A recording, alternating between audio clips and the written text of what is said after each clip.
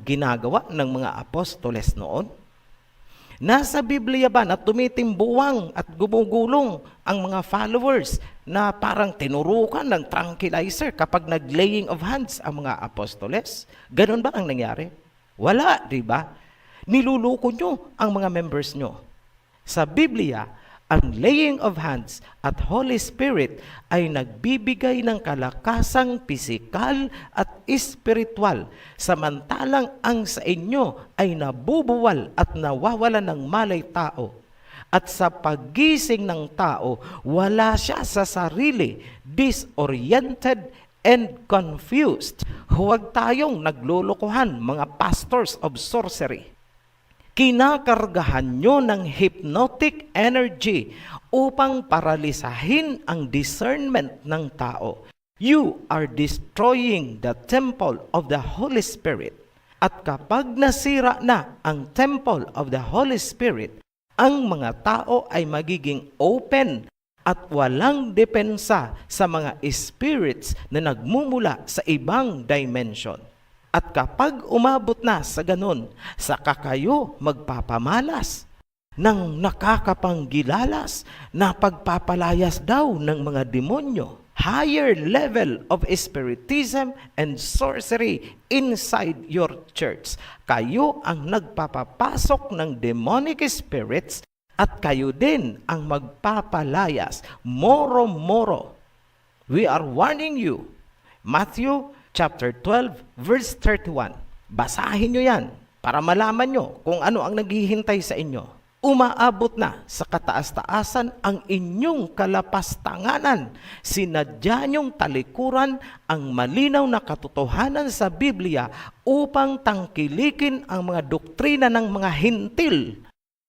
Paano nyo naatim na ipahamak ang mga Hebrew Shemites sa mga demonic doctrines? Paano nyo nagawang talikuran ang mga propeta para tangkilikin ang spiritism at sorcery? Hinahamon namin kayo sa ngalan ni Prophet Elijah, ang aming propeta. Ito ang hamon namin sa inyo. Number 1, patunayan nyo na gawain ng Holy Spirit ang mawala ng malay tao at titimbuwang sa lupa ang nilukuban ng Holy Spirit. Number 2, patunayan nyo na gift ng Holy Spirit ang pagsasalita ng hindi nauunawaan na para silang mga palakang kumukuka. Patunayan nyo yan. Number 3, patunayan nyo na nagsalita ang mga apostoles ng hindi nauunawa ang syandaramakasyanda bratatatat ninyo at sinabi nilang yun ang gift ng Holy Spirit. Huwag tayong naglulukuhan. Kapag hindi nyo napatunayan ang tatlong yan mula sa Biblia, nangangahulugan na espiritu ng demonyo ang tinatawag nyo at kayo ay mga sugo ni Satanas. Kayong mga leaders nitong sekta, repent or be cut off from your people. Gusto nyong malaman kung sino kaming naghahamon sa inyo? Basahin nyo Isaiah chapter 22 verse 22, Matthew chapter 18 verse 18, Revelation chapter 3 verse 7. The consciousness survived the ages. Sa mga nadayaan nitong mga sekta na sinasagasaan namin, get out while you have time. Mga Hebrew Shemites kayo, tandaan nyo yan. Itigil nyo ang pangangalunya sa mga doktrina nitong mga Japhethite Gentiles. Revelation chapter 18 verse 4. Then I heard another voice from heaven saying, "Come out of her, my people, lest you take part in her sins, lest you share in her plagues." Kailangan nyong umalis at huwag nakikisawsaw dyan sa mga doktrina ng mga hintil. Muli kaming nagpapasalamat sa mga patuloy na sumusuporta sa ating advocacy. To our new subscribers, welcome to our heritage. To all of you, be blessed. Shalom. Naniniwala po ako na ikaw na nanood ay maraming katanungan at unti-unting nabubuksan ang iyong diwa. Kung nais mong magpatuloy, subaybayan ang nasabing video ng Mensahero ng Silangan. I-follow lang ito, i-share at i-subscribe. Maraming salamat po.